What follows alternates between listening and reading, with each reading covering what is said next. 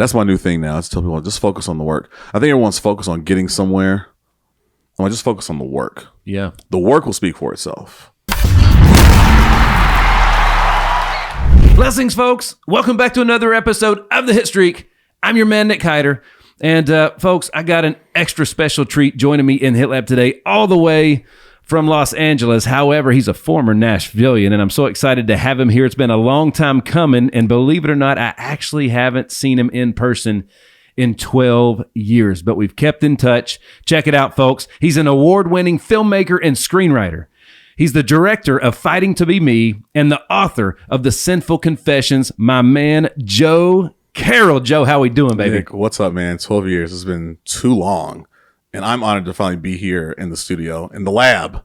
We're in the lab, dude. I've watched you build this thing from square one, and like to be here, I don't think people at home watching have no idea. Like they have no idea, like the energy here. You know what I'm saying? It's a great energy. It's great to see you, dude. It's been way too long. I feel like it's been longer than 12 years, but we'll say 12 years just for the sake of conversation. I feel it. I feel like it's been a little bit longer than 12 years. I moved to LA 11 years ago. Wow. And so I know back in our clubbing days when you used to have to pick me up off the floor, take me to the door, make sure I didn't fall down some steps. That's right. You know, those are the days. Those steps got a lot of people. They did. You know what? I will say, I never fell downstairs one time. Did you not? Wait, you did better than me. Yeah. I might have slipped down the last two, but I never took that tumble. That's the one thing I can be proud of.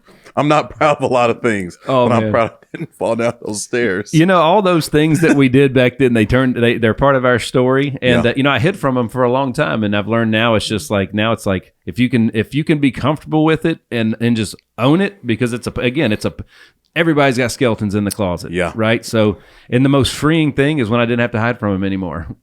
Well, there you go. I'm too big to fit in a closet, so I don't have to worry about that. You know what I'm saying? You know, in those 12 years, I put on a few, so I'll just sit out in the room now. Well, I think you look incredible, man. Thanks. And you look great, dude. Thank you. You look fantastic. Thank you. I appreciate that. It ain't easy. There's a lot of painting that goes on and everything else, but it is what it is. It's okay. I just suck it in, push them up until you say cut, then I'll exhale. That's what we'll do from here. I don't know how much they can see at home, but I'm sorry in advance for you guys. Well, it's all the compliments about the studio are huge because, again, literally, like, beautiful. Dude, well, I appreciate that, and it's beautiful. It's something that we're very proud of. But, like, again, you know, this is like where we get checked on a day like today. We get an expert in here in the film industry, man, and like, you know, so if we were bullshitting, we would know. No, he would let us know. I would definitely be like, oh, this is cute. That would be my response. I'm like, oh, this is a cute little studio. And I would sit in the corner. I'm like, and that would leave. No, the quality shows. I remember like you've posted videos when you guys were building it, and I was like, what's Nick up to now? That's the question. Like, what's he up to now? But the quality shows, like, it's all in the detail, man. I can see the fine details you guys have put into this. And as soon as I walked in, I was greeted with high energy, and everyone was warm and welcome at the door. But I can see the work you guys have put into this, and it really means a lot to be here today. Thank you. Because I watch you at home, so now I'm here. That's right. So now I'm going to have to watch myself at home. I'm like, oh, God.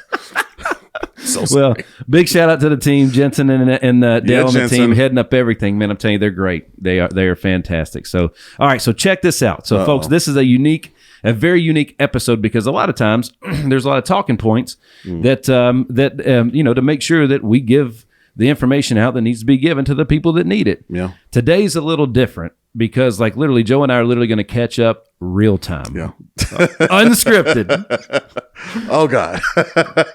That's right. God. So, and nothing is off the table. Nothing is off the table. Except me. I'll be on the table by the end of it. Just like old times. That's right. I'll be on the table. That's right. That's right. Well, dragging me off. So check it out, dude. Like, you know, I was blown away when you moved out to LA, and it seemed like you were immediately on a set doing stuff. Me too. And like, dude, that's the hardest talent ever to break into. It's harder than breaking into Music Row and through Broadway and everything else. Yeah. Like, I was just honestly, man, it was like when I saw that you had like literally broken the industry. I was like, man, like, wow, what an incredible feat. I mean, if that's what you want to call it, I don't know. I don't know how the hell it happened. It just happened. I will say it was God. Let's just be real. Like, that's right. You know, I told God, I was like, I'm not moving to LA unless I have a job and a place to live. And I got both in the same day. Wow. I was just out visiting friends. 2 friends. I was just out visiting. And while I was there, a friend of mine invited me to come check out her job. And I was like, okay, cool. And I'm walking around. I met her boss. Her boss gave me a tour around the studio. And then at the end of the tour, he was like, so when can you start? And I was like, start what? Yeah. I didn't realize she'd give him my resume. Oh, wow. So he's like, well, I got your resume. And she, told me all about you. I heard about what you're doing. When can you start? And I was like, oh, I'm working like back in Nashville. I was still working on the show Nashville at the time. And I was just like, oh, I can't go anywhere. Like, I'm there. And then when I got back from that, the friend I was staying with was like, hey, my roommate moved out. You want to stay here? Like, are you moving here? I was like, oh, no, I'm good. I'm not coming back. Yeah. That's what I said. I was like, I'm not coming back. This is just a visit. And sure enough, I get back to Nashville like a few days later. The show wrapped up. It was second season. All of my clients, I was shooting music videos and commercials. Clients were all just like, I'm good right now. We don't need anything. And I was just like, I was dead in the water. Wow.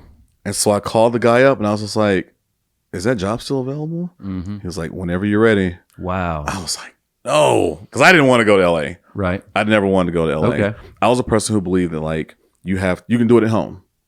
That's true. You build your success at home, build your network, all of that. And I think It's a lot to leave behind. It's a lot to leave behind. Family, friends, your network, like You were dialed in here. I was dialed in. Like I was always down to like shooting live music, live performances, music videos, commercials, all that. And then it all went away. It all went away. And I was just like, okay. And so like less than 2 months later, I packed it up and I was in LA. And as soon as I landed, I was starting work 2 days later. Golly, that's incredible. I was working for a cable network and I was there for like 8 months. Wow. Like as soon as I got off the plane, it was like unpack, go to work. Dude, I couldn't figure that out. I was like, how in the world did he do that so fast? I couldn't figure it out either. Yeah, it really is. I've heard this term before. It's not who you know, it's who knows you. Oh my goodness. And that has always stuck with me. And I think networking is so important. Yes. I teach that to anyone, especially like up and comers. I'm like, it's not who you know, it's who knows you. And it's not about forcing friendships and relationships. It's just about being a genuine person that person remembers. I think that's what's important. Dude, you were preaching my language, baby. Come on. You know how it is. You're shaking hands. You're just being your authentic self. And now, don't get me wrong. LA is very superficial. Sure. There's a lot of relationships that aren't relationships. It's just about, let's stay in touch. Here, let's exchange information. Let's catch up. And I'm really quick to be like, this is the catch up. You ask me how I'm doing. I just told you this is the catch up. Gotcha. I don't need to go out and have $100 lunch just to tell you what I just told you for 5 minutes. Right. You know what I mean? Right. But I think people have taken on that I'm just going to give you what it is. Like, I'm telling you what it is. Don't ask me about it later. But also, like, I've built a lot of relationships and close friendships in LA. Like, it's hard to find a community in LA. Okay. You don't find that same community in LA that you find in your hometown, especially a town like Nashville. Yeah. But Nashville's different. Yeah. Nashville has that LA to it now. When was the last time you were here? I'm here often. Okay. I don't tell people. I'm here often. I'm also come back from my mom, see my mom and my family. Yeah. But it's more like an under the radar situation. So you've seen the growth real time. Real time. Like I'm here at least 3 or 4 times a year at minimum. And I just don't, I'm just here with the family. But every time the plane lands and I'm looking out and I'm like, what the hell is that? I'm like, that's right. Or if I'm driving downtown, I'm like, what the hell is this building? I'm like, what's that? That wasn't here last time I was. Every time I come home, there's a new building, there's a new bridge, it's a new this, it's a new team, it's a new stadium coming up. Why? Yeah. Let me not start. Why? It's right next to the old stadium. Yeah. So what are we gonna do with the old stadium? I guess they're going to turn that into a new parking lot at some point. It's going to take a minute. I'm over it. It's going to take a minute. So my dad and I's our baseball complex downtown. I don't get out there as often as I used to. And my son was playing in games there last night. And when we leave, we go around through Davidson Street to get on the interstate, and literally you drive out facing what used to be a parking lot. Now it's the new stadium. So now the skyline's blocked twice, but now you're looking, you're like, oh, that's about to be open. That's going to be a new view. But the last time we were out there a couple months ago, you could see over it. Now it's the gigantic walls right in front of you. It's insane. It's going up quick. Yeah. They'll be in, not this coming season, but probably the next season, I think. That's it. It's ridiculous. I hope. Well, we're getting a better stadium. Hope we get a better team to go with it. No kidding. No kidding. One can only hope, though, One right? can only hope. No shade. But, if we're going to amp it up, let's take it all the way. Oh, yeah. Hopefully we're playing Super Bowl in there. Let's go. You know what I mean? I hope they make it big enough to hold that. It's got to have a certain capacity. Yeah, well, that's what they're building it. Yeah. The dome and all that. I hope they get it right. Let's hope so. We're not doing this again. No. We're not doing this one. I won't be here if they do. No, make it last, guys. That's right. I don't want to be around for the next one. That's right. Well, dude, you get out to LA, Yeah. you got the job, so navigating around LA to what you're doing now, right? So, correct me if I'm wrong, but because again, folks, we're catching up real time. You did some stuff with Tyler Perry's company for a minute, right? Sure didn't. No, you did not. No, For some reason, I thought I saw that. No. At some point in time. All right, so walk me through. You went out there for that job. What happened next? So wild. I was there for 8 months. Okay. Last to hire. I was the first to fire. I was coming home for Christmas break. It was December 23rd. Okay. I just stepped on the plane. Can we cuss, by the way? Sure. I just want to know, whatever you want. All right. I'll just say it's messed up. I step on the plane. I get an email on my phone. Hey, Joe, so sorry. We're letting you go. Take care. Happy holidays. I haven't even taken my seat yet. Oh, man. And I'm standing in the aisle reading this email. And I was just like, what the fuck? I'm literally and there's people behind me. I'm about to take my seat. And I'm like, so I'm on this 4.5 hour flight back to Nashville, and I land, and everyone's just like, what's wrong? You seem down. Well, bitch, I just lost my job. But I didn't tell everyone. I didn't come home to announce Merry Christmas. I just got let go. It was one of those things where do you go from here? Yeah. Because I'm here, and I've been here for 8 months now. I was like, well, I was at least hoping to make it to a year, this job. But they were making a lot of cuts. They bought another company. They started firing all these people. So you expect it. You know what I mean? Yeah. And so I didn't take it personally. I maintained some good relationships, but it took a lot of time to figure out what's next. And so it took a few months to really figure it out because I only knew 2 people in LA. I only knew 2 people there. And so the other person, she kept her job, obviously, for a little bit. But I started building that network. I was like, I can't sit around all day and just not do nothing. I'm here. Yep. I signed a lease. I'm out here. You know what I mean? And I'm not going to go home because I remember before I left for LA, I was still working on Nashville. And a crew member said to me, he was like, yeah, I give you about a year. You'll be back. Oh, no. And I was just like, I'll show you. That's right. I will show you. That dude, that person gave you the best gift you could have been given when he said that. Really? You know what I'm saying? He was like, I'll give you about a year. You'll be back. And I was just like, we'll see about that. And after my first year, I think I got to my second year and I messed. I was like, hey, guess what? I'm in year 2. I outlasted you. Because he only made it for he went to LA. He was there for a year or so. He was like, I didn't stay very long. He was like, maybe 13 months. I was like, I beat you. Now I'm up to 11 years. Wow. It's wild. 11 years, dude. So yeah, I started just going out, shaking hands and making connections, man. And then eventually start working on another show. And I was doing a lot of production assistant work. So it's coming from Nashville where I own my own company, I'm signing the checks and I'm in LA and I'm like, coffee, sir? Coffee, man? Let me get this trash up. But I did it, and at that point I hadn't really decided which way I was going to go. People were pushing me in different directions for, different career paths. And I was like, I'm not sure that's what I want to do. You know what I mean? And people were telling me you should move to Atlanta. And I was like, I don't want to move to Atlanta. That's not where I'm supposed to be at. Because I knew at that point I was going to be a writer or director. Okay. Or both. But I was like, that's not going to happen in Atlanta. That's not going to happen in New York. That's not where it's at. The decisions are made in LA. All the productions are moving out of LA currently. People are spreading out to New Mexico, New York, Louisiana. They're coming back to Nashville. But the decisions are made in LA. I was like, that's where I need to be at. That's the hub. I need to be where the decisions are being made. Right. It's the mindset of where do you want to be? You need to talk to the people who are going to help you get there. You know what I mean? So, and that's what happened. So I stuck around and I just kept going, and I finally started landing after I started doing PA work, I started moving to office work. I was like, I don't need to be on set anymore. I'm old, I'm tired, my knees hurt. Get me out of here. Put me in the office. And so I started networking in the office. I was like, these are the ones who are making decisions. Yep. I was like, let me talk to them. Yep. Let me start working for them. And that's where I started building a new network. I was working on the physical production side. But I was like, I need to start working with people who are who's writing this stuff? Who's cutting these checks? Who's hiring the people? That's what I need to start working for. And once I started doing that, then I started then it started going further. And so I produced a few Lifetime movies for a little bit, and I met a producer who was like, what are you doing over there? And they gave me my chance to direct my first movie.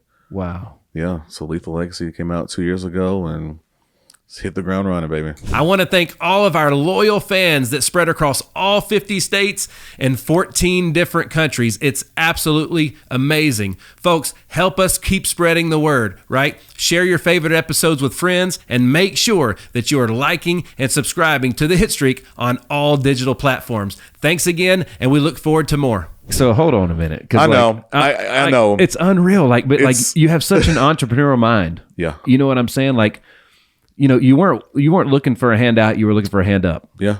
You know what I mean? In a new town, because you left. You were the boss. Yeah. But like it was a big fish in a small pond. Yeah. You went for the bigger pond, which scares the bejesus out of a lot of people. Yeah. Right. So and you just took it upon yourself. You're like, everything that I need is I'm one relationship away. That's it. I'm one handshake away. Man. I'm one handshake away, man. Dude, that is like one of the most important things that has ever been said on this show. All right, you are one handshake away. Free. That's free. Right. 2 hits on the Hitstreak. That one's free. So, but how did you that's one of the hardest things for people to grasp. Yeah. So what point of your life did you realize? Because again, I didn't work the door. So you were one of our favorite regulars at our retro nightclub that we had forever downtown. Decades, baby. Decades. At some point in time, there's a handful of folks that they paid for stuff for a while, and then they just kind of stopped paying for stuff, and they were just there. They were part of the fam. And you fell into that group. But you know what though? I always wanted to pay though. You did always want to pay. I was I think it's always about support. Absolutely. You know, I mean, we're the volunteer state. That's right. I mean, not to sound corny or anything, but that's right. You know, I mean, I might have got a shot here or there, but it's like, sign me my tab, you know. There was so many fun times, like I'll just show up. It was my crew. Had a handful of people I'd always show up with. One time I went to a buddy's birthday party. He got hammered before the party even started, but he rented a limo. Yep. And he was so hammered he couldn't go out. And he was like, well, just take the limo and go out. And I was like, I know exactly where to go. And I literally took his party. We left him at home throwing up. And I brought them all down here. Brought them all down the Decades. And with the limo pulled up, and the guy, the little short guy who's doing the door. That'd been Alex, probably. Jalapeno? Yep, jalapeno. Yep. I pop out this limo. He was like, what is going on? And then like 10 people come out with me. I was like, we're going up. And we had a great time, dude. Oh, yeah. You would thought it was my party. And I was like, call the limo driver. I was like, let's go, man. We had some great times, man. You guys definitely had to help me to the door a few times or off the floor. Well, that was the goal. That was the goal. That was it. And I always count on pulling up to your DJ booth. Nick, play this song. Oh, yeah. Yeah. But no, you guys killed it. I never had to do it too often. You guys were always killing it. Well, it was, like I say, those were amazing times. They were good times. Yeah. The only thing I wished when I look back is that I had been more aware of the people that we were surrounded with, because I didn't always choose the right people. Sure. To spend time with outside of that. Right. And that, that environment became, after a certain amount of time, it became toxic for me, where it had stunted my growth, Yeah. But how can you know? I did. Yeah. I didn't until it took me leaving to be able to look back and realize it. Right. You know what I'm saying? So it's kind of like you didn't know you were unhealthy until you stopped eating that stuff, and then you felt the difference. Yeah. Well, one thing I'm never going to do is stop eating anything. I don't give a damn how unhealthy it is. I'm from the South. Everything is unhealthy here. It comes with a side of gravy. Everything. It does. But you just never know who you're going to end up with 10 years down the line, or where you're going to be. And the same people I used to come party at Decades with, I don't talk to any of them anymore. Yeah. It's like everyone's living their own life and doing their own thing, or, there's a falling out somewhere along the way. But it's really interesting to look back and see the pictures. Oh, yeah. To see the pictures. Oh, yeah. And the people I'm hugged up and posted up with, they're all out, they're all out of the picture now. Yeah. Oh, yeah. They're out of the picture. It's it's cool. I run into folks from the past from time to time that I hadn't seen in a long time, and it's great to see the growth that they've had. Some people are still in the same place, unfortunately. 10, 15, 20 years later. Yep. But man, a lot of the folks from back then, they were good people. Yeah. It was a different town back then, and a lot of people have done some great things. It was a different town. Everyone had a different mindset. And everyone's a good person to someone. Yeah. That's good. I believe that. Yeah. Everyone's a good person to someone. And then sometimes life will just take over. And then you get to really see what a person's made of. That's right. You know what I mean? So, and you wish everyone well. You know, we've all done our thing. You know, my favorite word is evolution. I think we've all evolved into different people. Yes. I mean, look at you. You know, see your whole family, multiple businesses. Like we've all evolved into different people. I really think there's a certain point in life where you're either going to become the best version of yourself or you'll stay the same version of yourself or worse. I have a theory about that. Are you ready? Let's hear it. All right. So it's amazing what raising kids, especially a young man now. Yeah. He's grown. Dude, Ethan's grown. It's crazy. And dude, he's such a good kid. Like, we're so lucky because like, I think he helped raise us to a certain degree, you know. Kids raise their parents, man. Because like, you know, when he came along, we were still in that life. Like it was crazy. And he's such a good kid. Dude. Like, I don't know, you know, we're just extremely blessed that he's not problematic. You know what I mean? I don't, you know, my daughter and him are two totally different people. We'll see what's in store there. That second born. You better make sure you have extra insurance on that one. That's right. She's the one who burned the house down. You never know. Second born, especially that second born is always. Oh yeah. All right, the roughest one. Here's my theory, right? So, you know, we all look at folks. You see people, and other people see greatness. They see the talent that we don't always see in ourselves. We're usually our own harshest critic, right? And I think that it's you know, there's a whole world full of people that everybody else sees greatness in, but they don't see it in themselves, and you're never going to outperform your own self-image. Right now, there's obviously some people that believe in themselves and don't, you know what I mean? Yeah. But when other people see greatness and you see what they see, that's when magic happens. And for, you know, for me, first of all, raising kids, I want to make sure that like they can see the person that other people see, that they can see that, so that they can have a fighting chance to see that in themselves to become that person. And so they can say like, I see how great my dad is, and see how great everyone else sees him. Dude, you know, my parents cast a pretty large shadow. It took me a long time to feel comfortable, you know, to not just be Mickey or Janice's kid. I was Nick. You know what I mean? So like, and I remember when Ethan was really young and I was at a really low place, you know, I knew I had a lot of development to do, but I just remember looking at him when he was young, and I thought, man, it's like, you know, it's his turn. What can I do to, you know, to give him the shot that my parents gave me? And then as you raise young people, you start to realize that each generation has to get better than the one prior, right? So he needs to be bigger, stronger, faster, smarter, kinder, gentler, everything than I am. You know what I mean? Times two. And that's what I want. So like, you know, I saw a thing the other day where being a father is like, it's the only time you're ever gonna work on and train people to leave you, right?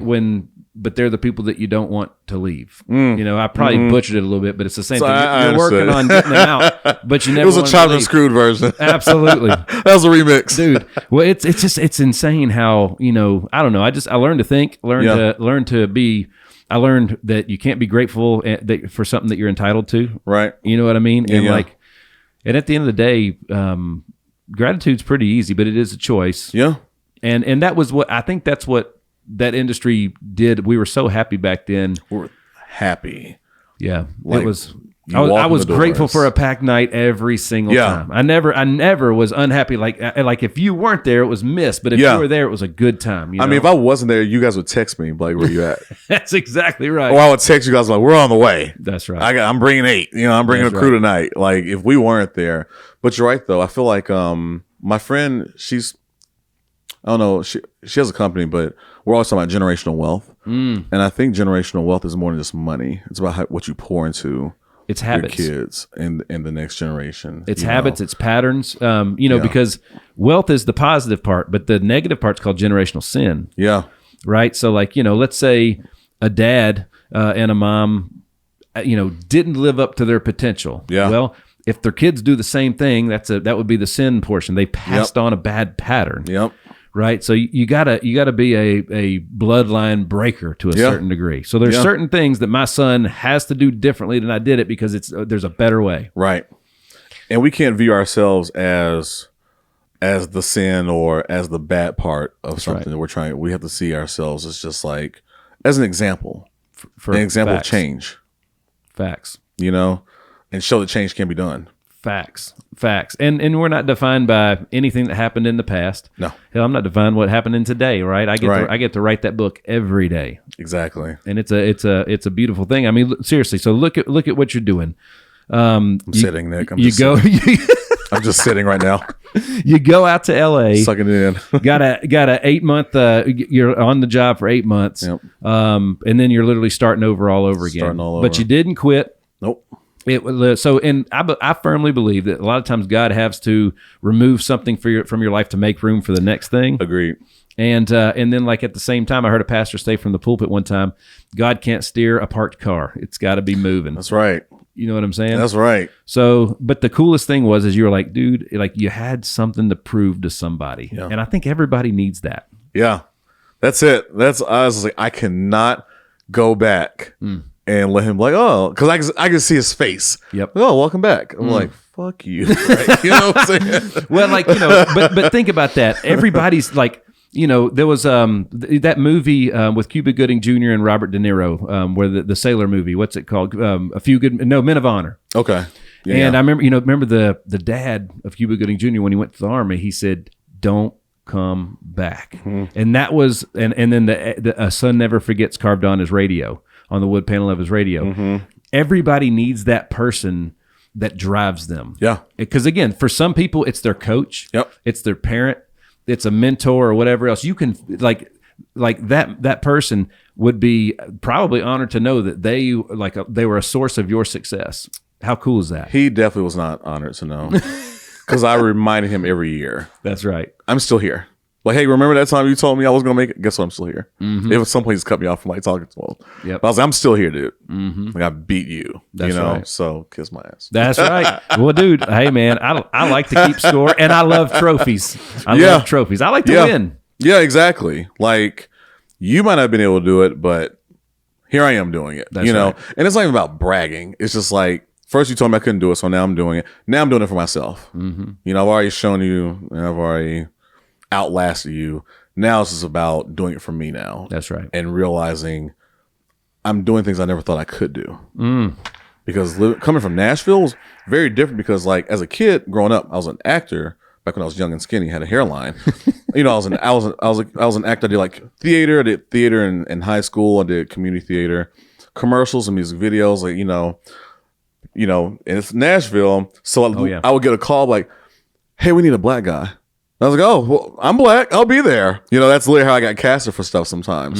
So I was like, all right, cool. Like, I'm there, and then I realized, I was like, I want to be a director. I was like, I want to direct. I knew that was always going to be the thing I was going to do. Yep.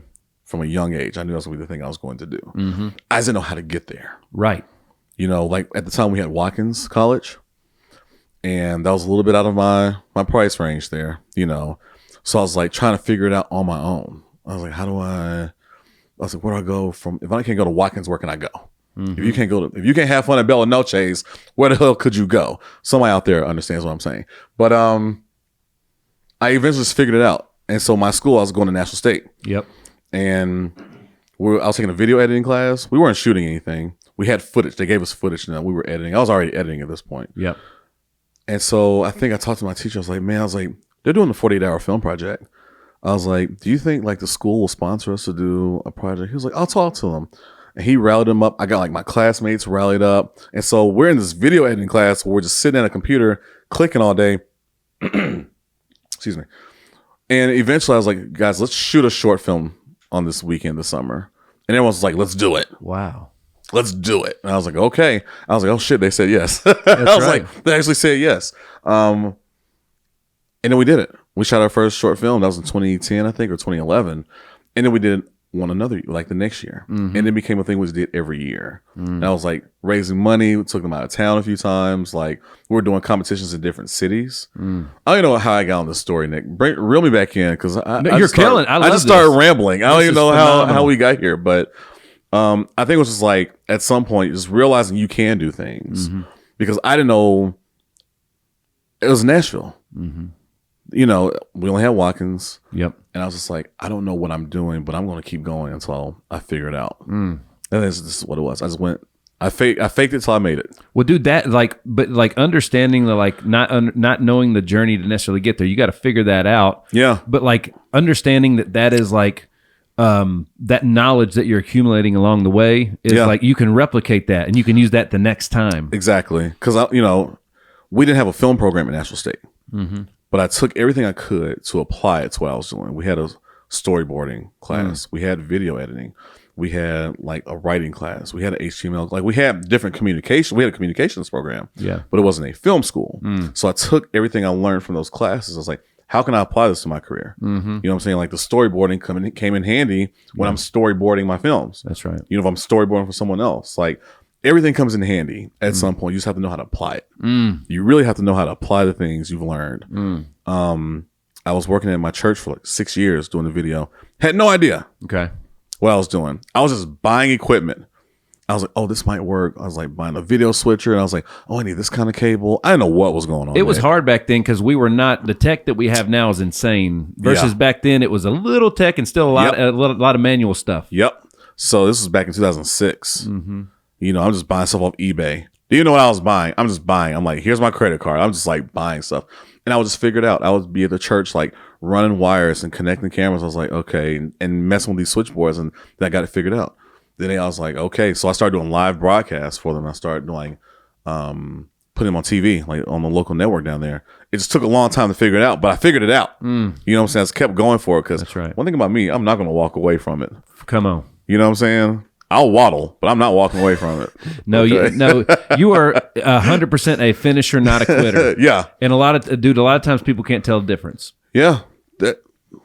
You're right about it. You know what I mean? You're right about it. I wouldn't, when my baseball career ended, I was finished. You know what I mean? I chose to be done for a whole bunch of different reasons. But I did not quit. And that's so important because, again, I think that the beginning of one thing is hidden in the end of something else. And if you quit, you don't get that gift. Right. You have to finish it, man. But when you're... Oh, sorry, go ahead. No, but finishing things is a skill because even when we build companies, Joe, we start out by what's the end look like? Am I selling it? Am I dying doing it? Yeah. Are we just going to let it go out of business at some point in time? What's happening? So when anytime we build a new project, it's we start at the end and work backwards, just like the GPS. Same. That's how you do it. Same. I'm like, what's the end product? What's the end goal here? But my question for you, turn this around on you. When your career ended, with baseball, did you know what was going to happen next? Did you have an idea? No, and I struggled with that for the better part of a decade, dude. Yeah. You know what I mean? Where I was at was, I'd go to a concert and I'd see somebody on stage and I'd say, oh man, I could do that. There was a whole bunch of I could and should be doing that, and it's almost like I was waiting on somebody to look at me and be like, here you go, Nick. Here's your shot. Yeah. It took me a decade to figure out who I was. It took me going into health insurance of all things, where I learned some of the most. I learned more doing that, and I leverage and apply more than I did, or all the knowledge I learned doing that more than anything else today. And I found it in health insurance of all things, and we did that we're still doing it today. We still have our original agency, and it's crazy to think that we were launching hundreds of agencies a year, wild, doing tens of millions of dollars. It was wild. It was insane, and we made a lot of money doing it too, which was awesome. Yeah, but there's also a passion behind it too. You found a new passion in that. Yeah, I found the passion was in the marketing. Sure. And then when you found out, I realized that I didn't know anything. I thought, man, what I learned about health insurance, I wish they should have taught us this in college. Right. And so I became passionate about making sure that people didn't know, because what a lot of people don't know this, I've mentioned it a few times. In 2009, my appendix ruptured. And so I go in, they remove it, but then I went home for a couple days, and then I went back, and I was in there for 2 weeks. Well, we were in between health insurance policies when that happened. So, but technically I was uninsured. Wow. And if my granddad hadn't have stepped up when we got out and literally settled that debt for me, it was a 6-figure debt that it would have killed us. And my grandfather came in and settled it for 18, 20 grand or whatever, because there was some mistakes made by the doctor and, and so on and so forth. Surprise. Mistakes from doctors. Gosh, it was, I learned I didn't want that to happen to other people. Right. Because not everybody's going to have a granddad like I had. Of course. And and then marketing that, because in the nightclub industry, the best promoter won back then. Yeah. You had to be really good at it. That's right. And and that's what I love marketing. I love marketing and advertising. too, It's dude. fun. It's fun. Me You get to too. bring stuff to life. Yeah. You're a creator. Yeah. At the end of the day. I've been working with a friend of mine. She started a PR agency. It's like based in Florida, and I've been working with her. It's so much fun when she brings a new project. I'm like, let's go. That's right. Because you're almost like you're helping someone who doesn't have a vision. You know what I mean? There's that passion. But going back to the passion, though, it's like, even though it's weird to say there's a passion in insurance, but like you found a passion in marketing, which led you to this. Because originally you was doing photos. Yep. Then you start doing video. Now you have a whole damn studio. Video changed the game. Yeah. You know what I'm saying? Like, and again, that word evolution, man. It was evolution there. Like, you started with the insurance, but like you evolved. You continue to evolve. You can evolve more than once. Yes. You can evolve more than once. The Hitstreak is powered by our partners at HitLab Creative Studios. Whether it's launching your brand new podcast, rebranding your current podcast, or taking advantage of any of their other content packages specifically for your social media needs, the HitLab is a one-stop shop for you. Visit hitlabstudio.com for more. Check this out. So, and I think people have to, and they should, because and we all have. Yeah. We just didn't realize it. So, right, you remember when, I remember when my son graduated kindergarten, literally graduate. I said graduated on purpose. He had like a graduation ceremony for kindergarten. Yeah. And guess what? He was like, Dad, I'm a first grader. Dude, he got to do that. He gets to do that 13 times. I did it 13 times where I reinvented myself from a second grader to a third grader, third grader to a fourth grader. And then I did it again in college. And then a lot of people get their job and then they just stop reinventing themselves. And it ends there. It ends there. And that's one of the saddest things ever, because like, again, like I've changed more times in my 40s than I did in my entire 30s. Yeah. You know what I mean? Yeah. And dude, and that's what's been so fun to watch you, because like, Getting bigger. Dude, some of the challenges that you face would have literally killed people. Yeah. It would have shut them down. They would have quit. They would have retreated home and been miserable for the rest of their life. And it's almost like you just take on each challenge with like, all right, I see you. Bring it on. I can't wait to figure out what's on the other side of it. Literally almost died 3 years ago. Okay. Talking about your appendix, like 2022 is when I got my first movie greenlit. And this day I got my call saying they greenlit my movie. I had a blood clot in my lung. Oh no. And so it was like 8 or 9 a.m. I got the phone call. I was like, hey, the movie's a go. Let's do it. I was like, oh my God. I was like excited. And then 8 hours later, I was in the hospital. Wow. Like I almost died in the ER. So yeah, I had like a blood clot in my lung. I had like pneumonia. I had like 2 other things going on, pleurisy, like all this stuff. Because I was already short of breath on the phone call. My producer was like, are you excited? And I was just like, yeah, I'm very excited. Like I was struggling to breathe at that point. So at that point, it had been 4 days that I was struggling to breathe like that. And we signed our contract. My writing partner came up from Atlanta. We signed our contract like in the hospital together. Wow. And I was just like, all right, well, we got to keep going. It's business as usual. You know what I'm saying? Like I was working from the hospital bed. I had my family bring my laptop and all my stuff. I was there for a few weeks. Wow. And like at one point, I was like on the phone, like arguing with my writing partner about something. I guess like my blood pressure went up and like the nurse came in. I was like, what's going on in here? She's like, it sounds like there's a meeting happening in this room. I was like, kind of. I'm working. That's right. I got like my phone on my ear. I got my laptop, I'm like typing. And I'm like, yeah, dude. I was like, no, we got to do it this way. And she like peeks in. She's like, is everything okay?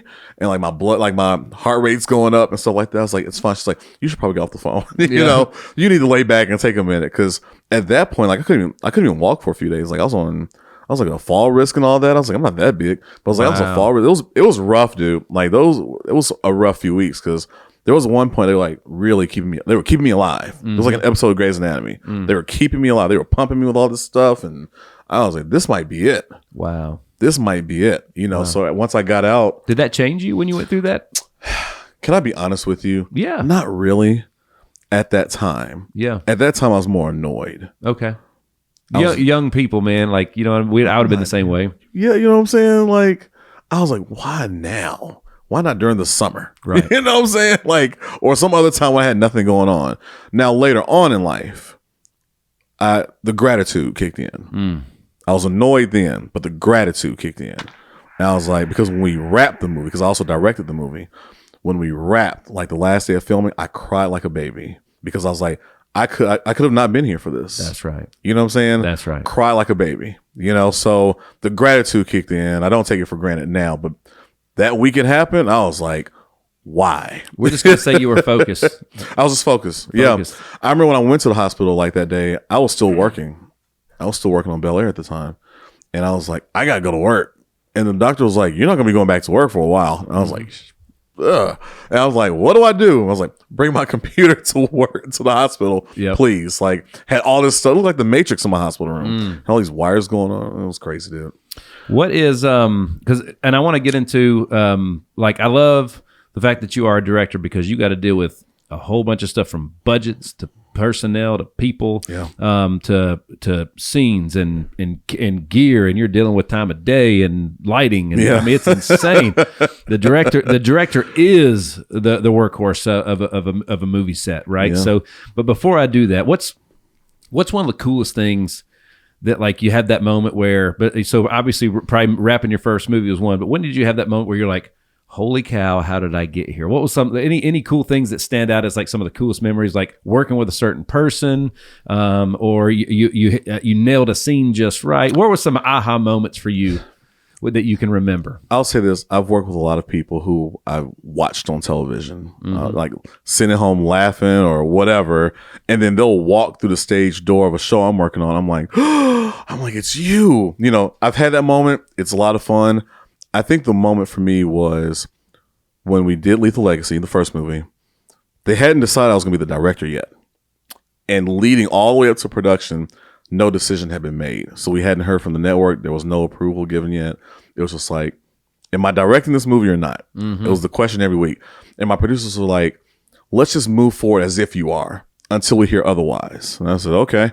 So I'm doing the prep with them, casting, locations. And then finally, it's the first day of filming. And at this point, we're just like, okay, I guess it's you. So on the first day of filming, we're about to roll the first shot. And I'm getting to the chair and I look around. I was like, so I guess it's me? And my producer's like, yeah, it's you. And I sat down. I was like, let's do this thing. And I think in that moment, I was just like, all those years, it's finally come down to this. Like, I'm sitting and I'm directing my first feature-length movie. And at that point, I was just like, this is what I've worked so hard for. Because 2008 was when I did my first show, worked on my first production. This was 2022. Wow. When we did this movie, those 14 years, I've been waiting to sit in that chair. Like the overnight success. Yeah. It's a long night. Yep. It was a long night. I'll tell you that. So I think that was probably, that's the moment that sticks out to me the most, because now every time I sit in the chair, it makes me think about that time. Yep. And that's where that gratitude kicks in again. You think about it, you're just like, man, how long I've waited. That's right. For these moments. I really try to keep that mindset for every project I work on. Especially because you're working with other people who want to be in that chair as well. And I've worked with directors who weren't pleasant. Like you might want to talk to them, ask them questions, and they're not very open and well, which is fine. Everyone has their own personality, but I try to be the person that people want to come to and talk to and try to learn from. I don't have much to offer, but I feel like when I've met someone, they tell me what they want to do, even if it's not directing, just something else. I try to make sure I make a point of like talking to them, saying, you need to go talk to this person, or you need to go do this program. Like these are things I've learned over the years. Yeah. And it doesn't feel like much to me, but then when I'm telling someone else, I'm like, oh, yeah, like this is a long time ago I did that. Yeah. Oh, like I'm not new to this. That's your gift, though, man. It's like, hardly anybody will remember what you say, but they'll remember how you made them feel when you said it, right? Yep. And you have that knack for just, again, the nightclub wasn't the same if you weren't there. It was like the whole atmosphere changed. There was hundreds of people in there at a time, and one person could change the whole entire atmosphere. I'd come in backing that ass up. Just like, as soon as it came on, here I come, I'll hit that floor. Dude. We had such a good time, man. I'm telling you. We had such a good time. And it was such, looking back, if the place had been nice, it wouldn't have been the same. Like, it was such a hole in the wall. You know what I mean? But you would have never known. Nope. As long as the people were there, you would have never known. Well, it was always busy and full, so it was hard to see anything. That's it. And as long as it was dark, we kept it nice and dark. As long as the lights are going, oh yeah, that's all I needed. Oh yeah. Give me a fishbowl. I need a fishbowl. Man, I'm telling you. I need a fishbowl, right? People still ask me about those. I remember the first one, I was like, what is in this? It was so the fishbowl at Decades was a literal like plastic fishbowl like that you would buy for your kid for their first goldfish. Yep. And it was Kool-Aid and pure grain alcohol. That's it. That's what was it was. Everclear? It was a lot of it. Yep. It was a lot of it. Yep. So it was either it made your night the greatest night ever, or it was puke juice. Yeah. It was one or the other. And a lot of people had those fish bowls. Yeah. They were delicious, though. They were so good. Yeah, that was one of them. Man. Oh, yeah. Now, thankfully I didn't puke. No, you were pro. I hold myself together. That's right. I was the designated driver. Oh, God. Oh, no. Oh, God. Like when you're one of those guys that when you get into the room, you just naturally belong. Like when you get in the room that you should be, the room's not too big for you. All of a sudden you just, you belong there. And that's, you got to have a certain level of self-confidence and self-belief to do that, because as the younger Nick, there was rooms that I got in where the room might have been intimidating. When I look back, it's like, dude, I should have owned that room. Yeah. You know what I mean? So like Brad always says, walk into a room like you own it and leave because you sold it. Yeah. That I love that. It's not something everyone has. And I hate to say these things. I hate to sound cocky when I say these things. You realize over the years, like the abilities you possess. Yep. You know what I mean? Like you said, I can go into a room and I can shake hands and do things. And I hate it. I ain't gonna lie to you. I hate it. Mm-hmm. Like I hate like people like to, I don't know what it is about me. Like I attract people, children too. Yeah, Kids love me. Energy for sure. Kids love me. I don't know why. Go away. Go over there. But like people, I don't know what it is, and I'll tap into it. But it takes a lot of energy out of you. This. It takes a lot of energy out of you. It does. When you're in a room, like, you'll be in an event with a few hundred people and you're trying to, and then you get in the car. I'm literally just like, yeah. Okay. I'm like laid out. You know what I mean? So I don't, and like preparing to go out and do it. It takes a lot out of you. Well, that was, that's how I ended up in the DJ booth. Is I'm naturally an introvert. The big room of crowd of people, I always hated that. In the DJ booth, I had a barrier, right? And it was, and then you put the love of music and the fact that I could like direct traffic and drive revenue from up there. It changed everything, and that was why I wanted to be in there the most, right? So I was fascinated with that as the puppet master. But the biggest thing was it kept me away from the people. Yeah, except me. That's right. Well, there's some people had a green light to come in and hang. I found my way up. That's right. I'd either be peeking up from the window or I'd be trying to come in through the door. But y'all try to be careful about that too, because I want someone else to see me doing it and they think they can do it. That's right. I'm like, no. Sorry, honey. This is. I'm VIP. That's right. Yes, I'm you VIP. were. You stay down there. Yes, you were. But see, even then, our relationship took a while to develop, because like I was just the guy who was coming in on Saturday nights, drunk and twerking, and I'm out the door.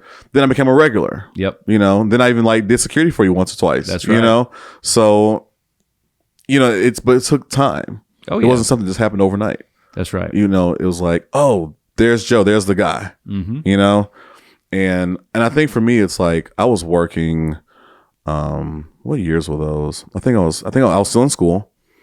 I was still working retail, but like you said, we were happy then. Oh yeah. And when you're happy, you want to like protect your happiness. You know what I'm saying? So it's like, I love Decades so much, and I love the people who are there. So it's like, I feel like I had to be there, because I'm like, if I'm not there, like then other people may not come, or what I'm saying, like I gotta make sure they have a good night. You know what I'm saying? Like I want to make sure that you guys had a good night too. It wasn't just about me coming in. It was about making sure you guys had a good night too. Because I love that place so much, man. You know what I'm saying? It was very loved. It was very loved. But I think like us as humans, we want to protect our happiness and our peace. Facts. Like that was our happiness and peace back then. Man, that's so powerful, dude. Because that's, if you think about why people aren't happy and why they're struggling, it's literally just what you just said. Yeah. Like, man, that's good. That's really good. Have there's a saying, it's be careful. You don't ever want to meet your heroes, because you might find something different, right? That I don't know if I've met a lot of great people, and I got to say I've been impressed and treated amazing by. I don't know if I've got one person that I've met that I'd say, man, I wish I had, that ruined that for me. Have you, like, out there in LA, it can be a little different. We're still in the hometown of Nashville. So yeah. What about you? Is it tough to meet your heroes sometimes? Sometimes. Let me say this. I only have one real, like, hero. I don't want to say he's a hero, but, like, I was a big wrestling fan back in the day. So if I ever met him, I'd probably fall out. I won't even remember it. I would just faint, you know. I've met a lot of people I admire, I've wanted to work for and stuff like that. Most of the time, the experiences have been pleasant. Like I said, like, you have people who are standoffish and don't really want to interact. And you just don't take it personally. Right. I think life will be a lot easier if people stop taking things personally. Let's go. You know what I mean? So once I learned to stop taking things personally, man, things have been so much more smooth for me because, especially when I first started, I wanted to meet with people and work with people. I was excited. I was young, I was like trying to get in there. And if people didn't want to like interact with me, I'd be like, damn, you know what I'm saying? Why not? Yeah. Now I'm almost hoping you don't answer the phone or responsibly. I'm almost hoping you don't. I'm just like, oh, I'm tired. I'll be making a phone call. I'm like, please don't pick up. Not all the time, but it's one of those things where you got to choose, like, really, like, where you're going to put your energy. You really got to choose. Absolutely. It's not just about protecting your peace, but where's your energy going? Facts. The Hitstreak is powered by Team Hyder. Team Hyder has been serving you for 11 years and has racked up over 20 national and local awards for excellence in all areas. When it comes to finding the right health plan, we need to consider your family's needs and your family's budget. That's what we do to serve you. To look further and to book an appointment, visit teamhyder.com. All right, so do me a favor. Tell me. I want to hear about the book series. I want to hear about Fighting to Be Me on BET Plus. I want to hear about what you're still dreaming about. I want to hear about what's in the next projects on your horizon. I can answer two of those with the same. Come on, 2 in 1. Sinful Confessions is the project I'm still dreaming about because it's a book series. I wrote it initially to be a soap opera. Okay. The new series, Beyond the Gates on CBS, that's what Sinful Confessions was supposed to be. Oh, wow. Yeah. I wrote that to be we even shot like a little promo back in the day. I had my little cameras, had no idea what I was doing, but I got some friends one day. I called them up on a Friday night. This is when when you're young, you have nothing, you know who's down for you. I called my friends on a Friday. I said, I need you to be here tomorrow. We're going to film this little thing I'm writing and just show up. And they showed up. Wow. And we were filming all day. But we filmed a little 1.5 minute promo for Simple Confessions. Don't ask where it's at. It'll never be seen again. But like we shot all these little when you're watching a soap opera, it's like next week on, you just have like those 2-second moments of like, how dare you sleep with my husband? Like, where did this money come from? We just shot that. I was just saying lines. Yeah. And that went on. That was 2006. Okay. I didn't write the first book until 2014 when I moved to LA. Wow. So it was 8 years. Yeah. It just sat doing nothing. And my friend Brinzy, who I work for, she owns her PR firm in Florida. Every time I talk to her, what are you doing with Simple Confessions? What are you going to do with it? What are you going to do with it? I was just like, stop asking me. And then finally I said, I'm just going to write a damn book. Will that make you happy? Leave me alone. So I wrote the book. And I'm still holding on. I'm developing it for television. Let's go. I am developing it for television. I'm still working on the series and I'm developing for television, which is, it's weird because you're trying to write for reading, trying to author a book and also write the TV version of it. Yeah. And you're trying to make the decision is this going to make it to the series? What's going to get cut? Oh, yeah. I'm having to make these decisions in real time. You know what I mean? Yep. So but Simple Confessions is my baby. I'm not going to stop until I see that on TV. Let's go. So once I get that on TV, I might retire. I'm like, see you guys, I'm done. Fighting to Be Me was a project that BET came to me with. I had finished Lethal Legacy. It was either right before the strike or right after the strike. Okay. Because, we were on that strike for a long time. Yeah. And the network came to me and they were like, hey, you did a great job with Lethal Legacy. We have another one for you. I didn't write this one. But they were looking for a director for it. And it was the drama. That's when you've made it, though. When people start coming to you, you're attracting now. Yeah. And I was like, me? Because the production company, they had 2 movies greenlit. The first one was directed by Vivica Fox. They're asking me to direct the second one. I was like, me? Of all people? I was like, okay. I was like, I got to take this one seriously. Not saying I don't take everything seriously, but I was like, this is a big deal. Yeah. You had Vivica Fox direct the first one. It's Vivica Fox. Legend, yeah. You know what I'm saying? Everybody knows. So you could have easily had someone on her level do the next one. But they chose me. It was tough to get that project off the ground. Wow. It was already like a year or so in development before I came on board. Okay. And then once I came on board, it was still months until we even got like filming date and all that stuff. It took a minute to get that project off the ground. And also, you're dealing with a person's life. Yep. You know, this is based on a real person. Yeah. Who's still alive, who was there with us while we were filming. Wow. You know what I mean? No pressure. No pressure. She was there every day. So that was a whole thing because she's right here behind me. You know, and I'm looking back like, does that look right to you? Does that sound right? But also you have to like take into consideration, we're taking 30 years of a person's life, putting it into a 90-minute movie. Wow. You're not always going to get everything. Yeah. So I'm trying to please so many people. Yep. The person, the network, the producers, you know, you can only do so much at one time. A lot of opinions too. A lot of opinions. And as a director, you have to decide on which one matters the most. Which one. And for me, I'm always like, it's the audience that matters the most to me.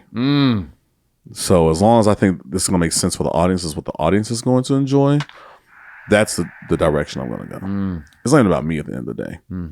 Because I'm doing it for the people who are watching. So that was a big project. It came out a few weeks ago. BT Plus. People have been enjoying it. They loved it. It's always just fun to watch. Every time you watch, you see something different, see something new, different energies and storylines. Honestly, like it should have been a series probably because this person's life, I mean, we're talking about 20, 30 years of a life of crime. Yeah. You know, we're talking about Dwen Curry, who was a Hollywood stylist. Yeah. Who also scammed $6 million from people's accounts and credit cards and went to jail for years, you know, and got out and did it again. Yeah. That's crazy. You know, had a life crime, had 8 or 9 houses. Jeez. 8 or 9 houses. Oh yeah. I'm barely holding down, you know, the one townhouse I got over here, and you got 8 or 9 of them. Yeah. There's no way. Flew the family out from Oakland, had everybody living in different houses and jets and all this and that, and fur coats and living the life. Yep. It's wild. Yep. And trying to get that in 90 minutes. Wow. You know, but we did it. I mean, listen, everyone did their part. Everyone did their part in making this come together. And so it was very well received by all the communities. I say that plural because Dwen Curry is a transgender woman, you know, and who identifies as a male at the time. Yeah. And we follow the story from Dwen going from he to she as well, while navigating a life of crime. Wow. While figuring out their sexuality, while navigating their family, friends, all of that. It's a ride. That's a lot to keep up with. It's a ride. I was in that script like, you know, oh yeah, what's going on here? Yeah. This is page 6, you know. Yeah. So it's a lot. Absolutely. Yeah. And telling somebody else's story, it's all about perspective, right? Yeah. It's all about perspective. It is. And capturing that has to be such a challenge. It is. We also, you think about the audience. You know, you think about the audience and how they're going to connect with it. Like, who's watching this? Because that's who it's for. Because that's who it's for. Yeah. You know, who are we marketing this movie for? Yep. And that perspective is who you want to, you know what I'm saying? Like, I want to tell the perspective of the person we're marketing for. If we're trying to market this movie for a 20-year-old, you know, college kid, I'm not going to market it to a 50-year-old right housewife. You know what I'm saying? I want to make sure we're all on the same track here. Yep. That's very important. You know, Absolutely. I think sometimes people kind of lose track of that. Well, again, it just goes to show, you know, like you always find a way to level up. Like you took the opportunity to direct that project after Vivica Fox did. Like, I mean, it's like, you know, that could have intimidated and crushed you. Yeah. But you're like, all right, well, let's do this. Let's go. Because again, somebody saw something in you. Yep. And you were able to level up. Yep. And understand why they saw that in you and able to deliver. I guess I was the right person for the job. You know, no doubt. And I'm grateful for it. That gratitude kicks in every time. That's right. I was very grateful for that project. That's right. What else? What else besides the book series are you excited about? You got any targets set? You got your eyes on? Man, I'm trying to get this next book out on Sinful Confessions. It's killing me. Gotcha. Writing a book. I mean, writing a book, man, because you got to sit down and it's fun once you get started. It's starting. That's the toughest part. is starting, because you're always dealing with the what ifs and something else comes along. Yeah. But I am working on a few new books as well. I have like 2 new standalone thrillers that I'm going to be coming out with. I'm not going to say the titles. I haven't even started writing them yet, Nick. Okay. But I do have an author page on Amazon that people can follow. And it all starts from my website. So if they go on my website, it all starts there, joecarrollonline.com. Yep. So once they go there, they can follow the pages. But my Amazon page is listed there where they can follow me there. Perfect. That's where I make my announcements for like books and projects and any engagements and stuff like that coming up. Man, dude, that's so exciting, man. It's such a cool thing. I'm trying to be like you when I grow up, Nick. Shoo, come on. I'm trying to be like you when I grow up. You're the one out there talking to the masses. We're having a good time, and we're extremely blessed. Yeah. To do it. But again, and I've said this for a long time, because until I bought into the podcast platform, I thought it was just bad radio for the longest time. Yeah. I didn't understand it. And but then if you pay attention to the patterns of those things, when television started out as bad radio, right? And then the quality got better, and then they added a bad video element to it, and the video element got better. Now series like this, it's the same actors, the same directors, the same cast, the same staff. When like some of these these series that come out are just 8-hour movies broken up into hour-long episodes. That's it. And podcasting is the same thing. Podcast started out as bad audio, and then it got better, and then they added a bad video element. And now, these TV studios and such you're putting in. I'm telling you, dude. You put the money into it, you put the time, you're investing, and it becomes more than just a podcast. You know what I'm saying? Like, because then it's your baby. Mm-hmm. You know what I'm saying? And then like you branch out to so many other things. Like when you own your studio, you can rent it out. It's like it's that generational wealth. That's right. You know what I'm saying? Because at some point you're gonna sign off for the last time. Ethan's gonna come in and take over, or someone else is gonna come in and take over. He better. You know what I'm saying? It's like someone's gonna be here taking over for you when it's over with. So it's not just about what you're doing in the moment; it's about what you're pouring into the future. That's it.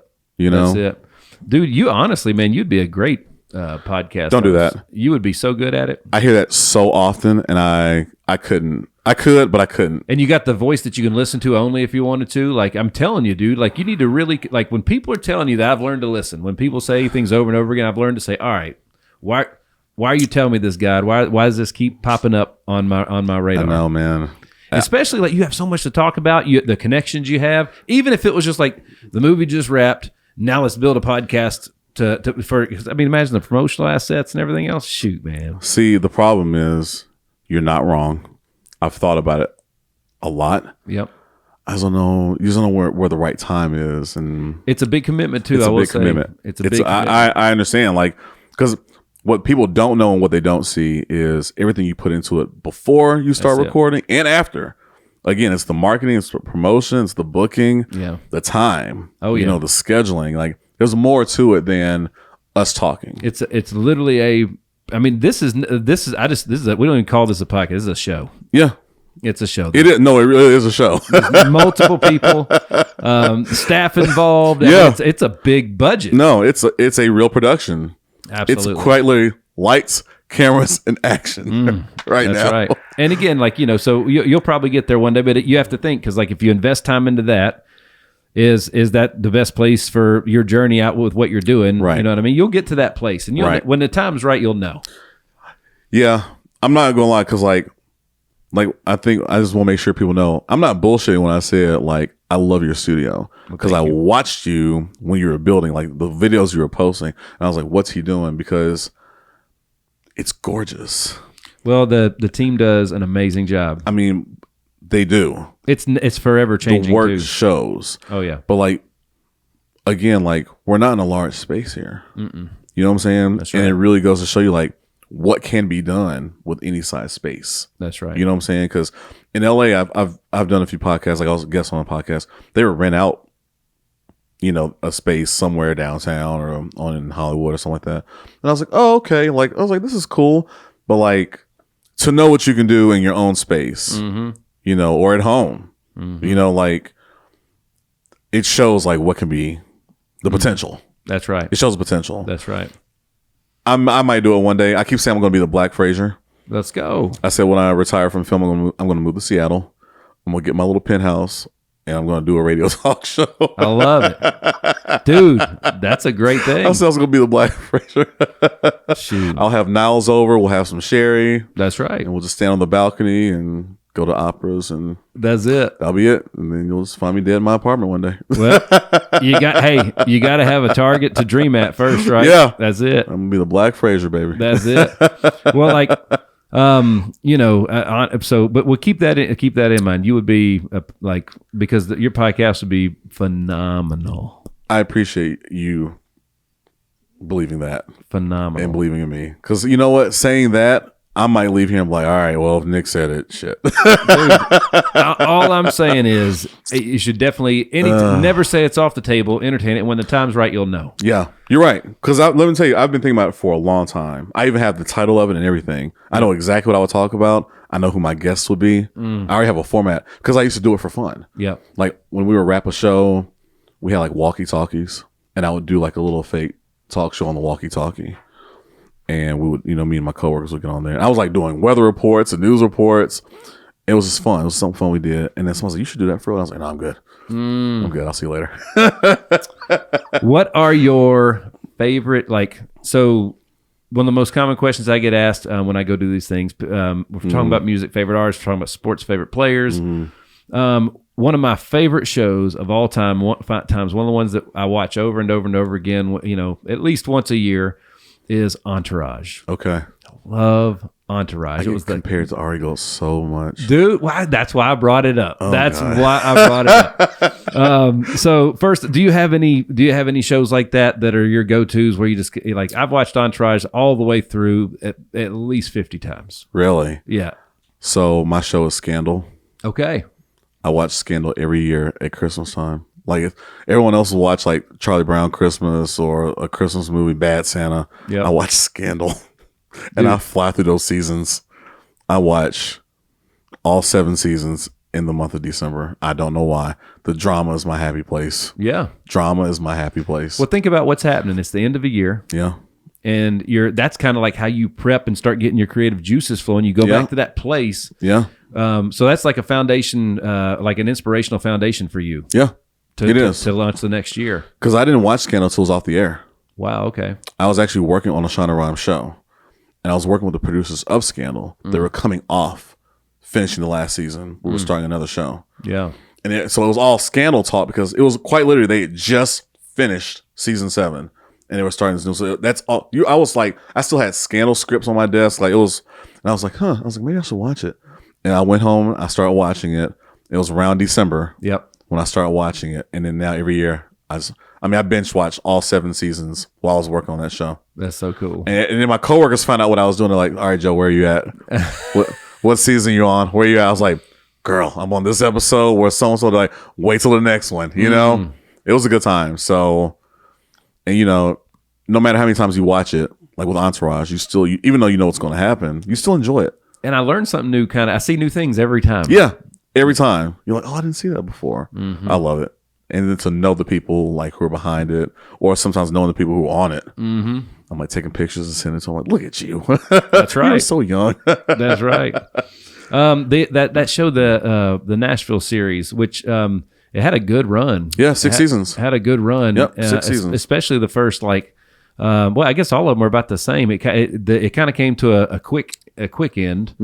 But that's the way that it happens. Yeah. Right. At least it ended. At least it wasn't just like it got canceled and left everybody hanging. Yeah. No, it got canceled once, and they brought over the CMT. Yep. That's when they brought CMT for the last 2 seasons. But yeah, it had a great run. I mean, I mostly had fun working on it. Yeah. It had its moments. Sure. It's a tough show. Absolutely. It was a tough show because you're not just dealing with a soap opera, like a drama, but you're also dealing with the musical aspect of it. That's got to be what a challenge. I'm saying? Yeah. And bringing in 200 to 400, 500 people a day to be in that audience. Yeah. And to be in the background of those concerts, that was not an easy thing. No doubt. But we had fun. And I will tell you, it really helped me mentally, figure out when I'm working on my movies, how many people I need to fill in the background and you know what I'm saying, and how to manage them with time. Absolutely. I don't need them all day. I just need them for half day. And what I can get away with. Yep. I think those years working on that show really helped me when I got to LA. Yeah, for sure. I really appreciate the time here Because I tell people, like, do it at home first. Build your network at home. Yep. Build your network at home. Get the knowledge. And if you want to go somewhere else, make sure you're not showing up fresh and brand new. That's right. Like, go in with some knowledge. That's some very good insight. Very good insight. Folks, we're hanging out with my man, Joe Carroll. JoeCarrollOnline.com is where you can find him. On Instagram at I am Joe Carroll. Facebook, Joe Carroll Media. And Twitter, Joe Runs This. That's my favorite one. Run the whole show, baby. Oh, baby. Joe, as we kind of get to the end of this thing right here, like, is there any final thoughts or anything else you'd want to, bring up on the mic before we bring the sucker to a close? See, some things aren't meant to be said on. That's true. That's true. But you know what, though? I will say, I think someone called me about a week or two ago. Someone that worked on Fighting to Be Me. Okay. He's a director. Well, he wants to be a director. He was like, what can you share with me? I'm like driving. I'm like in traffic, screaming at people. I was like, this is bad timing. But I think a perfect example for you and I is just doing the work. That's my new thing now. Is tell people, just focus on the work. I think everyone's focused on getting somewhere. I'm like, just focus on the work. Yeah. The work will speak for itself. It will. I think when people are watching this, when they're watching anything else, whoever wants to become something, I tell them, just focus on the work. Like, focus on what you need to do to get where you want to go. You know what I'm saying? I feel like if I didn't have the time here in Nashville, if I had just shown up to LA just hoping to work on something, I would have come back before that year was up. So I just tell people, just focus on the work. Focus on the work. Well, think about it. I say this all the time. Kindergarten through 12th grade, it was broken up into 13 chapters. Yeah. Dude, I can promise you, if I didn't know where I was at in the journey by that grade, after 4 or 5, 6 years, I'd have been like, dude, is this ever going to end? What are we doing? Like, you know what I mean? If I don't know where I'm at in the journey. Straight up. It's like the kid in the back seat. Are we there yet? Are we there yet? That's literally what it would have felt Straight like. up. Because I was in school for psychology. Yeah. That's what I originally went to school for. I was going to be a therapist. I was really going to, my plan was to be the Black Fraser. You would have been a good one, though. You know what I'm saying? I was going to get all my certificates and degrees and go have my little private office, do my private practice. Yeah. And then I was going to have my little talk show. That was always the plan from like 6th grade. I believe you're going to end up doing it, though. More than likely. I can see it now. I got my suits hanging up, ready to go. That's right.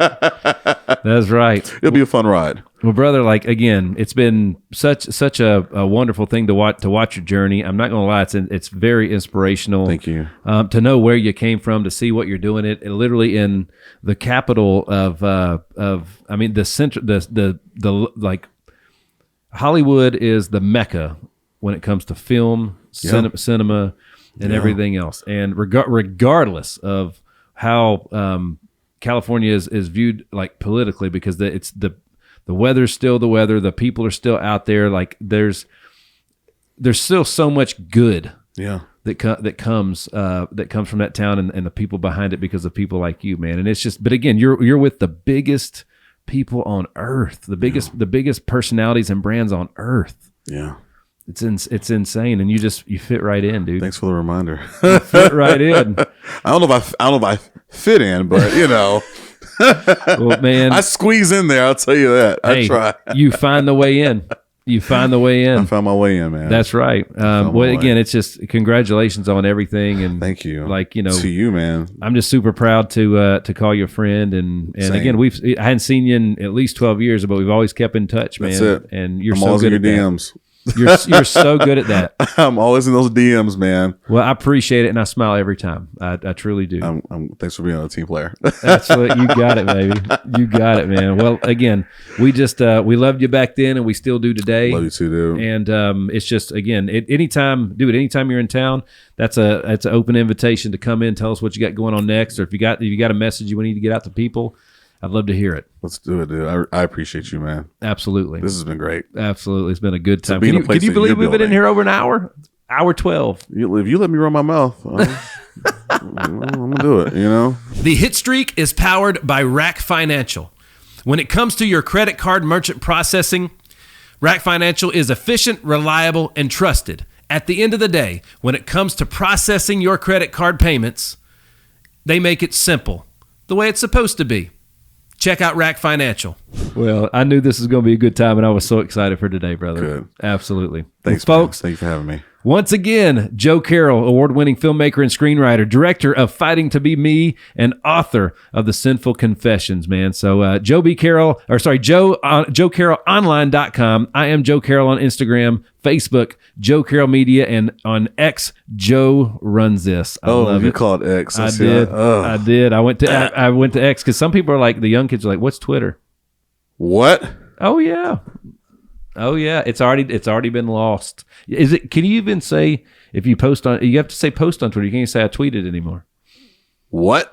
Yeah, pay attention. Elon doesn't say he says I posted on Twitter. He doesn't say I sent a tweet anymore. It happened.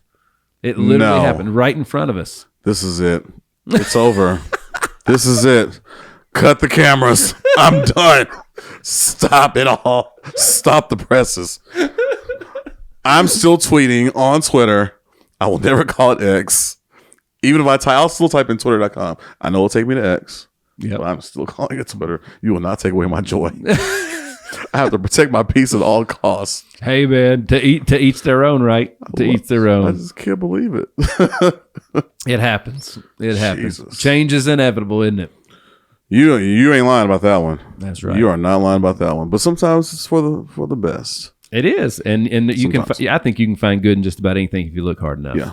If you look hard enough. So, well, brother, again, it's an open invitation. I can't wait to have you I back. appreciate it, man. Maybe soon I'll be having you as a guest on my show one day. Let's go. I'm in. Oh God, what did I just do? Cut that out. Done. Just cut that out. We're not gonna put that in the podcast. Cut that out. Cut that out. Well, folks, thanks again for tuning in to another episode of The Hit Streak. I'm your man, Nick Hyder. God bless.